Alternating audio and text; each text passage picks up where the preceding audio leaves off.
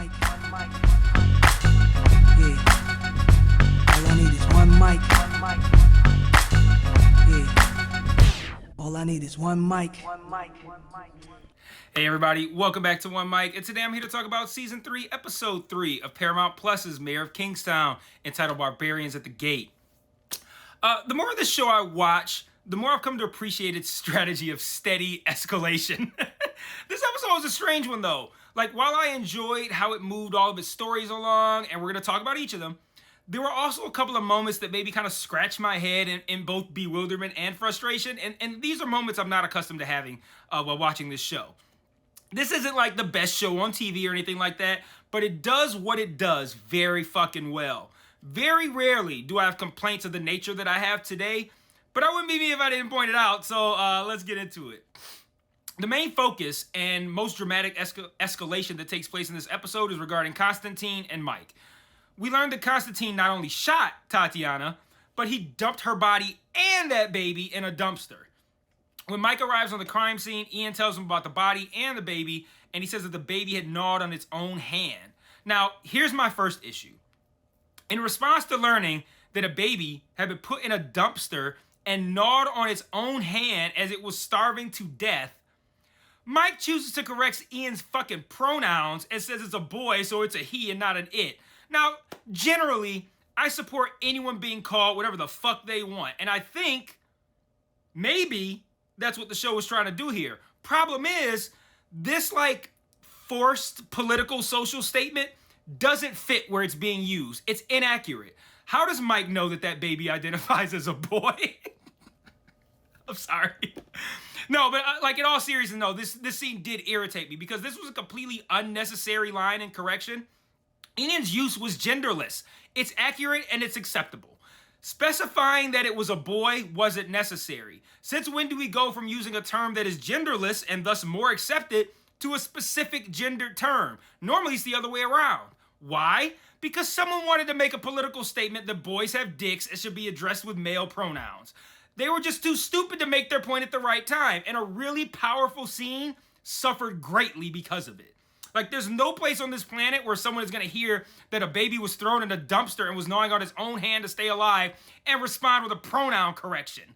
Like, that writer, whoever wrote that line, they let their personal shit get into the script and they fucked up that scene for no fucking reason. Additionally, there were rats in that dumpster. They were probably gnawing on the baby's hand and not the baby itself. But that's just Ian. Anyway, that's something that writer might have considered if he or she wasn't so fucking focused on baby pronouns and making a political statement. But anyway, I digress. Hey everybody, I just want to take a small break from this review to talk about the various other ways you can engage with me on other platforms. If you're so inclined, and I understand why you wouldn't, I am an acquired taste, but you can join the Patreon where you can get extra content like retro reviews, where I review old shows and movies to see if they still hold up today. Mike's Musings, where I talk about shows I'm watching that I don't cover on the channel, or Mike's VOD, where you can commission me to watch a show, which I will then review on the channel. And if you want to engage with me and chat with me more directly, I also implore you to join the Discord and follow the Facebook page. I set up channels in the Discord for all of us to discuss the shows I'm reviewing on the channel, and I also drop new videos in there since it's the easiest platform for me to share to from my phone. The Facebook can be really fun because I sort of live comment on shows I'm watching, often while under the influence, I'm not going to lie. And I'll also share news there, both about television and film and about myself as well. So if you like my content, you want to be more engaged, you think I'm charming, or you simply want to show support, feel free to sign up for the Patreon or join the Discord or Facebook today. Links to all platforms are in every video description. Remember to share all my shit to your respective social media platforms. And now back to this review. In response, Mike rolls up to Constantine's club and he goes full Mike, beating the shit out of Constantine's henchmen to threaten him right to his face. Constantine says that animals lead with cock or claw, which I thought was a really good line. Like, it kind of reminded me of Toranaga comparing men to falcons in Shogun, saying that, like, you can break them and then you can fly them at the right game and they'll do your hunting for you. Like, why do it yourself if you can manipulate some headstrong man into doing it? So I thought that was a good line, leading with cock or claw. Constantine later responds by sending someone to kill Mike, who fails miserably by getting himself killed.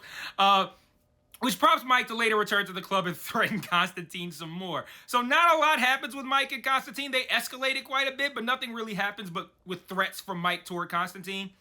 Constantine is seeming like he's going to be one of those villains who's an entirely unfleshed out character. He's just going to do horrific shit until someone kills him. They haven't even really laid out why he's here. Like, is there some void that Milo left that only Constantine can fill? Like, he said himself that Milo was merely a pimp. So you're going to come and replace a pimp yourself? You're just a replacement pimp now? Like, that's not how you build an intimidating villain. Like, don't downplay who he's replacing, because then that makes him look less important. If he was hot shit, he'd have sent someone else to be the replacement pimp in Kingstown for Milo. But I'm not done with Mike just yet. They set up a couple of other interesting things with him as well. Side note, this season is just like the previous ones, setting up 800 different things, paying off like 700 of them, but then leaving the other 100 for the next season as they set up another 800. I don't mind this strategy. Anyway, Mike learns from Bunny about Gunner getting killed in front of his kid and about Merle being transferred. Excuse me. It seems like the idea of Mike being off his game is going to come into play this season. I find that to be pretty interesting. Bunny calls it out in this scene. Mike seems to know Merle based off of the prison that he transferred from, and in a scene where Kareem is being needlessly combative with Mike, they discuss Merle's transfer and how he's there for reasons bigger than Gunner. So I'm into it. I don't know what Merle's up to yet. I assumed it was in response to Robert hitting that meth house, but it seems like that's possibly not it. So it might be something bigger than that. Lastly, we kind of get a small glimpse, and not lastly on the video, but lastly as it pertains to Mike, we kind of get a small glimpse of what the show plans to do with Iris's sorry ass this season. Trust me, this is going to tie into Mike. This little bit of screen time she's gotten so far seems to have been meant to get us to this point of her refusing to give up her fingerprints. She tells Mike that she can't give her fingerprints. He inexplicably doesn't ask why. And then Ian convinces her to do it. He reacts to what he sees, and Iris says Mike can never know. And he's like, you know what? So Ian, loyal to worthless piece of shit Iris. But what do you guys think that this big secret is about her prints that would be revealed if Mike saw her prints? My guess is that she's Iris McCluskey, not the son of Mike, but the son of Mitch, his older brother that died, thus making her Mike and Kyle's niece. This will make for an interesting dynamic if true. Kyle can then be like, you spent 3 seasons with Mitch's kid. I can't get you to come spend 5 seconds with mine. Can't even FaceTime with my fucking kid, Mike. Anyway, this episode also moves forward the prison storyline with Raph and the Blacks teaming up. I love saying the Blacks. Teaming up with the Colombians to get more product. I love this scene because it was so silly to me that they were speaking Spanish at the start of it and then they inexplicably switched to English when they get it close at each other's face. And then you got Merle watching off in the distance and he's like speaking fucking Mexican. Oh, I love a little bit of racism just sprinkled on there like Salt Bae. Unintentionally hilarious stuff. In response, the Whites try to kill Raph, but he does escape, which I'm certain will lead to an even further escalation of matters in the prison next week, because you got to respond to that, right? Another interesting plot line that was moved forward this week was, shockingly, with Evelyn. I don't have an issue with Evelyn's character or anything like that, but I'm pretty sure I've never really spoken of her character in a positive way. They don't give her a lot to do. She's just not obnoxious like Iris. But I like what they're doing here. She's obsessed with catching Robert, who we know is a cold-blooded piece of shit and has done all sorts of terrible things, except the thing that she's trying to nail him on. Now, I'm going to explain this scene because it's really brief, and it refers to moments from last season that I do believe the show could have done a better job of reminding us of. So, you all remember the prison riot, of course, right? Right. So, Robert and SWAT go in there. They're going in to save Kyle, I think Kyle and Ian, right? They're going in there to save Kyle and Ian, and rather than just, because they went in through some underground backdoor way, rather than just scooping up Kyle and Ian and leaving, they leave out through the prison, killing, a bunch of prisoners on the way out.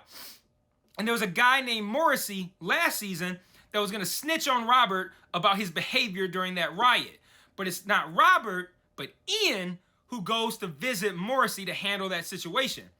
And my favorite scene from last season, and one of my favorite scenes of the year, Ian brought Charlie along to kind of intimidate Morrissey into not snitching on Robert, but when Morrissey makes some offhanded comment, it's something about, I think he called Charlie a rapist or something like that, Charlie just instantly kills him out of nowhere. And so fast forward to now, Ian meets with Charlie in this episode, and Evelyn is telling Mike that Morrissey's death was not a home invasion, which we know to be true. He let them in because it was Ian. So she's hyper-focused on catching Robert, who deserves to be caught and prosecuted for innumerous shitty things that he's done, but he didn't do that. So Evelyn's determination bodes poorly, not for Robert, but for Ian. Excuse me. Also, remember how I gave the example of how this show sets up so many plot lines that it saves some for the next season? This is the Ian Charlie plot line that was set up last season, playing out in this one. Sorry, I'm getting a little bit of a cough. So like I said, aside from some strange writing decisions, this episode did a great job of continuing to escalate the plot lines that set up this season, but also a couple from last season as well. Before I wrap this up, I do want to quickly comment on a couple more things. Talking about the writing again, I didn't like the scene where Kareem and Merle talk. They talk as if Merle just like up and decided to transfer on his own, and Kareem's like, I don't know why you're here. I don't know. For starters, I don't think prisoners choose if they transfer or where they transfer to. And then I also have a hard time believing that he could be transferred to Kareem's prison and Kareem wouldn't have any idea about it or know why. So right before Kareem and Mike talk about Merle, Kareem walks in on Mike and Ian looking at the footage of Sharon. Now Sharon, if you recall, is the woman who smuggled the drugs into the prison in episode 1 and who ends up getting killed later. This is an example of doing the little things right. You want to get to the bottom of the poison drugs and the beef in the prison, trying to find who killed Sharon is a great start. I wish they emphasized that bit a little bit more in this episode, but either way, I caught on to it, and again, that's kind of a thing that this show does. They might have a single scene that advances a plot line, one that they haven't talked about in a while, because they didn't say, I'm about to go to the prison to look at the footage of Sharon. What's her name? Rebecca, Mike's assistant. She tells him Ian's going to the prison to look at video footage, and he said, you can be his +1. They don't say why. You just got to piece that together. They don't even say they're sharing. Like, they don't give you anything. You just got to kind of piece it together. And I kind of like that. Lastly, I can't blame Merle for transferring. Apparently, in this prison, redheads can come and pass you notes directly across the table, and no one's gonna do anything. And then she could like pull out her titties, and then you can go take her somewhere and fuck her. Like, no rules in this place. So I don't know, my kind of prison, I guess. But that's all I got. Let me know what you thought in the comments, and until next week, peace.